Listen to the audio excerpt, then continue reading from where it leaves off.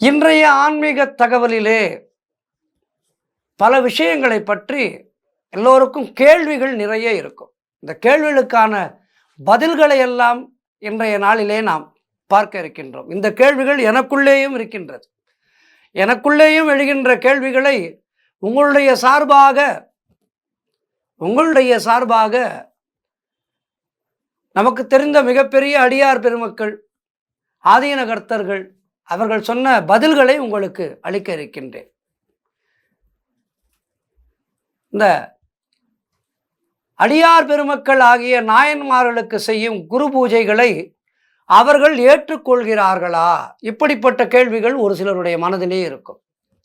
இதற்கு பதில், சிவத்தன்மை பெற்ற அடியார்கள் நல்ல சாயுஜ்ய நிலையிலே இருப்பதால் அவர்கள் நாம் செய்யும் குரு பூஜை சிறப்புகளை ஏற்றுக்கொள்வதில்லை.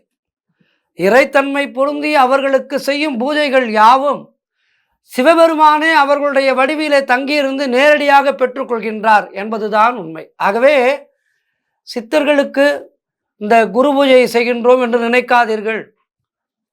அவர்கள் ஜீவன் சுத்தமானவர்கள், சுத்த ஜீவனாகி சிவபரம்பொருளானவர்கள். ஆகவே அவர்களுக்கு நீங்கள் செய்யும் பூஜை, நாம் செய்யும் பூஜையை சிவபெருமான் ஏற்றுக்கொள்கின்றார் என்பதுதான் உண்மை. அடுத்த கேள்வி, இந்த ஷண்மதம் அப்படின்னா என்ன? இதனை அமைத்தவர்கள் யார் அப்படி என்ற கேள்வி எழலாம். ஷண்மதம் என்றால் சைவம், வைணவம், சக்தம், காணாபத்தியம், கௌமாரம், சௌமாரம், சௌரம் என்பனவாகும். இவற்றை ஷண்மதம் என்பார்கள். இதனை அமைத்தவர் ஆதிசங்கர பகவத் பாதாள் அவர்கள் இதனை அமைத்தார். காரணம், ஆங்காங்கே தனித்தனியாக பிரிந்து சக்தி பெரிது என்று ஒரு சிலரும், சிவன் பெரிது என்று ஒரு சிலரும், இல்லை முருகன் தான் பெரியவர் என்று ஒரு சிலரும், இல்லை நாராயணன் தான் பெரியவர் என்று ஒரு சிலரும் தங்களுக்குள்ளே பேதமை பாராட்டி கொண்டிருந்த காலம் அது. அந்த வேளையிலே ஆதிசங்கர பகவத் பாதாள் இந்து தர்மத்தை காப்பதற்காக தோன்றிய மகாபுருஷர். அவர் இந்த 6 மதங்களையும் ஒன்றாக்கி ஷண்மதமாக்கி முழுமையான இந்து மதத்தை கட்டமைத்தார். ஆகவே ஆதிசங்கர பகவத் பாதாளுக்கு நாம் எல்லோரும் கடன்பட்டிருக்கின்றோம். அடுத்ததாக இந்த ஷண்மதத்தை பார்த்தோம். முக்குணங்கள் அப்படின்னா என்ன? முக்குணங்கள்னா சத்வகுணம், சத்வகுணத்தை சாத்வீகம் என்பார்கள். சாத்வீகம் என்றால் நல்ல காரியங்களிலே மனதை செலுத்துகின்ற குணம், எல்லோரிடமும் பொறுமையாக பேசுவது, அன்பாக இருப்பது, இவையெல்லாம் சாத்வீகம். அடுத்து ரஜோகுணம், ராட்சதம் என்று சொல்வார்கள். இந்த ராட்சத குணம் உள்ளவர்கள் நல்ல ஊக்கம், நல்ல ஞானம், வீரம், தர்மம், தானம், கல்வி போன்றவற்றை பெற்றிருப்பார்கள். அடுத்தது தமோகுணம். தமோகுணம் என்றால் அது தாமதம். இந்த தமோகுணம் பெற்றவர்கள் மிகுந்த காமமுடையவர்களாக இருப்பார்கள். வெகுளி மற்றும் மயக்கங்களுக்கு காரணமான குணம் என்பன இவர்களுடைய குணம். வெகுளி, மயக்கம் என்றால் தன்னை புகழ்பவர்களை, இவர்களை புகழ்ந்தால் இவர்கள் என்ன வேண்டுமானாலும் செய்து விடுவார்கள். அப்படிப்பட்ட குணத்தை கொண்டவர்களாக இருப்பார்கள். ஆக இதுதான் முக்குணங்கள். இதிலே இந்த முதல் குணத்தை நாம் வளர்த்து கொள்ள வேண்டும். அடுத்தது, ஆன்மாவுக்கு உள்ளே இருக்கின்ற 3 உடல்கள் என்ன? அவை ஸ்தூல உடல்கள் என்று சொல்வார்கள். ஸ்தூல உடல், சூக்ஷ்ம உடல், காரண உடல் என்பன. அடுத்து, பக்தியை வளர்த்து கொள்ள உதவுகின்ற சாதனங்கள் என்னென்ன? அவற்றை நாம் எப்படி தெரிந்து கொள்வது என்றால், மலர், நீர் கொண்டு வழிபடுவதும், அதாவது இல்லத்திலே விறக்கடை அளவுள்ள சுவாமி விக்கிரகத்தை வைத்து அபிஷேகம் செய்ய வேண்டும், அவற்றுக்கு மலர்களை சாற்ற வேண்டும். இப்படி வழிபடுவதும், திருமுறைகளை ஓதுவதும், அவனுக்குரிய திருமந்திரங்களை ஓதுவதுமே ஆகும். அடுத்து, பக்தி என்றால் என்ன? இதனை தெரிந்து கொள்ள வேண்டும். முக்கியமாக பக்தி என்பது இறைவனிடத்திலே செலுத்தப்படுகின்ற அன்பாகும். இறைவனிடத்திலே அன்பு ஏற்படும் போது அவரை பற்றிய சிந்தனை நமக்கு ஏற்படுகின்றது. பக்தி முற்றுமுற்ற இறைவனுடைய எண்ணம் எப்போதும் அவனுடைய உள்ளத்திலே இருந்து கொண்டே இருக்கும். ஆகவே பக்தி மேலிடும் போது அந்த உள்ளம் சிவனாகின்றது, ஜீவனே சிவனாகும் அங்கே. அடுத்து ஆணவம் அல்லது அகங்காரம். இந்த ஆணவம் அகங்காரம் எப்போது ஒழியும் ஒருவனுக்கு என்றால், ஆணவமும் அகங்காரமும் கொண்டு இருப்பவர்கள் நிறைய பேர் இப்போது.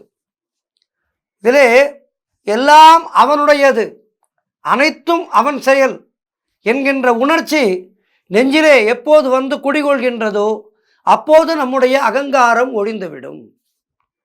அடுத்து முக்தி அடைதல் என்றால் என்ன என்பதுதான் நம் எல்லோருடைய மனதிலேயும் இருக்கின்ற கேள்வி. பசு என்று சொல்லப்படுகின்ற உயிர் பாசத்தை விட்டு நீங்கி சிவத்துடன் இரண்டர கலந்து விடுவதற்கு முக்தி அடைதல் என்று பெயர். அடுத்து அந்த கரணங்கள் என்றால் என்ன? அந்த கரணங்கள் என்றால் மனம், புத்தி, சித்தம், அகங்காரம் என்பனதான் அந்த கரணங்கள் என்று சொல்வார்கள். அதேபோல் ஞானேந்திரியங்கள் என்பது ஐவகை.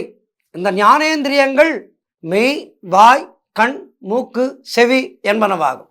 இந்த ஞானேந்திரியங்களால் தான் நாம் இறைவனை அடைகின்றோம். அடுத்து கர்மேந்திரியங்கள் என்றால் என்ன என்று கேட்டால், வாக்கு, பாதம், பாணி, பாயுரு, உபத்தம் இவைதான் கர்மேந்திரியங்கள். அடுத்து தன்மாத்திரைகள் என்றால் என்ன என்று கேட்டால், ஊறு, சுவை, ஒளி, நாற்றம், ஓசை என்பன தன்மாத்திரைகள் என்று சொல்வார்கள்.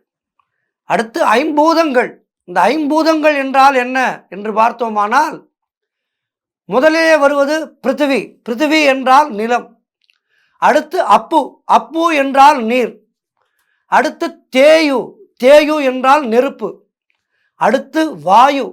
வாயு என்றால் வழி என்றும் சொல்வார்கள். வான்வெளி என்று சொல்கின்றோம் அல்லவா, வாயு என்பதை வழி என்றும் சொல்வார்கள். ஆகாசம் என்பன ஐம்பூதங்களாகும். முதலிலே பிருத்திவி. பிருத்திவி என்றால் நிலம். அடுத்து அப்பு. அப்பு என்றால் நீர். அடுத்து தேயு. தேயு என்றால் நெருப்பு. அடுத்து வாயு. வாயு என்றால் வழி என்றும் சொல்வார்கள். அடுத்து ஆகாசம், வான் என்பன. இவைதான் ஐம்பூதங்கள்.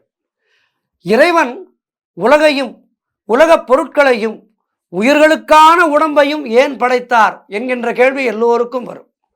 உயிர்களை பற்றியுள்ள அழுக்கை, ஆணவத்தை நீக்கி உயிர்களை பக்குவப்படுத்தும் பொருட்டே இறைவன் கருணையுள்ளம் கொண்டு இவற்றையெல்லாம் படைத்திருக்கின்றார். ஆகவே இந்த மனித ஜென்மத்தை மீண்டும் பிறவாமல் இருப்பதற்காக என்னென்ன முயற்சிகளை எல்லாம் எடுக்க வேண்டுமோ அந்த முயற்சிகளை நாம் இந்த ஜென்மாவிலே எடுத்து கடைத்தேற முயற வேண்டும். அந்த கடைத்தேறுதலுக்கு என்ன செய்ய வேண்டும்? குருமார்களை பற்றி கொள்ள வேண்டும். ஆகவே குருமார்களை, நமக்கான குருமார்களை நாம் தேடி கண்டுபிடிக்க வேண்டாம். அதற்கான நேரம் வரும்போது நல்ல குருமார்கள் நமக்கு தென்படுவார்கள். இசைஞானி அவர்கள் ஒரு அற்புதமான வார்த்தையை சொன்னார்கள். எனக்கான குருவை நான் தேடவில்லை, எனக்கான குரு ரமணர் என்பதை ரமணரே எனக்கு சொன்னார் என்று இசைஞானி இளையராஜா அவர்கள் கூறுவார்கள். அதுபோல நமக்கு நல்ல ஞானம் உண்டாக வேண்டும் என்று இருந்தால் நமக்கான குரு நம்மை அழைப்பார். ஆகவே எல்லோருக்கும் அவரவர்களுக்கான குரு கிடைக்க வேண்டும். எல்லோரும் இந்த மனித வாழ்வையை கடைத்தேற வேண்டும் என்று பிரார்த்தித்துக் கொள்கின்றேன். மீண்டும் நாளை சந்திப்போம். நன்றி, வணக்கம்.